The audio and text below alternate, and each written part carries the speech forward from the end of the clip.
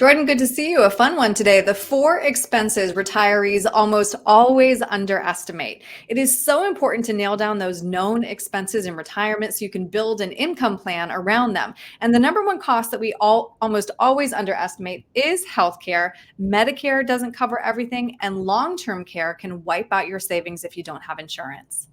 This isn't a fun subject to talk about. Expenses isn't always fun, but healthcare is a major part of a plan because Medicare it can be expensive.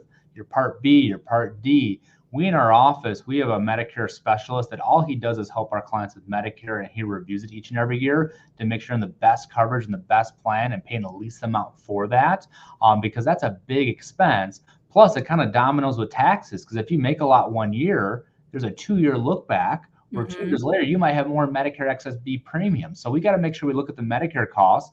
But the other big factor of healthcare is long-term care. And none of us want to talk about it. None of us want to, think of ourselves in a long-term care facility. But the reality is 50% of us probably will use it in some shape or form. And we got to make sure we have a plan to leverage our assets accordingly. Look at this chart. It's incredible. We don't want to go, we're not going to go tomorrow, but in say 20 years from now, look at private healthcare, $250,000 a year. Okay, if you're not private, you're well over $100,000. And a lot of people put their heads in the sand, so to speak, and they don't want to think about this. But if you want to leave a legacy to your kids, or you want to make sure your kids aren't supporting you, you need to have a long-term care plan and make it effective so you're not going to blindside your kids. And you also want your kids to be your children. You don't want them to be your caregivers if you can't afford this long-term care coverage. Next, of course, housing. Even if you own your home outright, you will still have expenses. Yeah, owning a home has its pros and its cons, but as you own a home, things deteriorate in time, right? You might need a new roof 20 years from now. You might need to have something to replace a furnace or an AC. Maybe you need to have more help in your yard because that lawnmower that you did for 20, 30 years, maybe it's dangerous for you to do now, or maybe you can't shovel the driveway every year. You have to pay someone to plow that driveway. But there's these unexpected costs of home ownership that we have to factor in long term. Next, of course, taxes. A lot of retirees will still be paying income taxes, and a lot of retirees don't realize that Social Security is taxed. Yeah, for those that are watching, without knowing you, I know you. And I know the majority of you have your assets in 401ks and IRAs because that's what you're told to do for years, defer, defer, defer.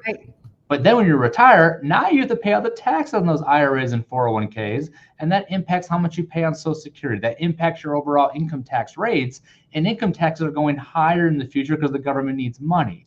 So you want to be really proactive and see how you can kind of minimize your long-term tax liability now.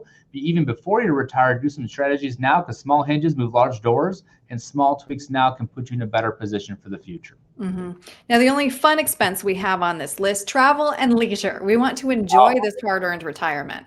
Yeah, I tell my clients, you go from your go-go years to your slow-go years to your no-go years. And some people say statistically you need 90% of your pre-retirement income. I don't believe that. I want my clients to have 125% of their pre-retirement income, especially in those first 10 years of retirement, because you're healthy. You can travel to Europe. You can do those things that maybe you can't do 20 years later. So make sure you plan and spend even more money than you maybe used to in travel. That early stage of retirement. Enjoy life, make memories, don't just worry about the money. And that's our philosophy to help people kind of enjoy life more and not wait till they're 85 and, oh, I have enough money, but now I don't have the health to do things. So do you have any tips, Jordan, then, so that we are not blindsided by any surprise expenses in retirement?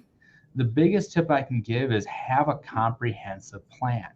Make sure you're looking ahead for these unexpected costs. Inside our planning, we simulate, hey, a new roof in 5 years or 20 years. What if we need long-term care? Oh, we have a plan to leverage that. What if taxes go higher? Well, we just did some tax planning, so you're not going to be impacted by that. If you don't plan today, you're going to get blindsided in the future by taxes, expenses, healthcare. That's why today, or actually yesterday was a better time to start, but today's the next best option to have a plan to prepare for these unforeseen occurrences. If somebody would like to get with you, Jordan, to start creating that plan today, what's the best way to reach you? We might not be able to get you until tomorrow, but we're going to do our best. 847-499-3454. Love to have a conversation, see how we can help. Great. Jordan, thank you. Thanks, Aaron.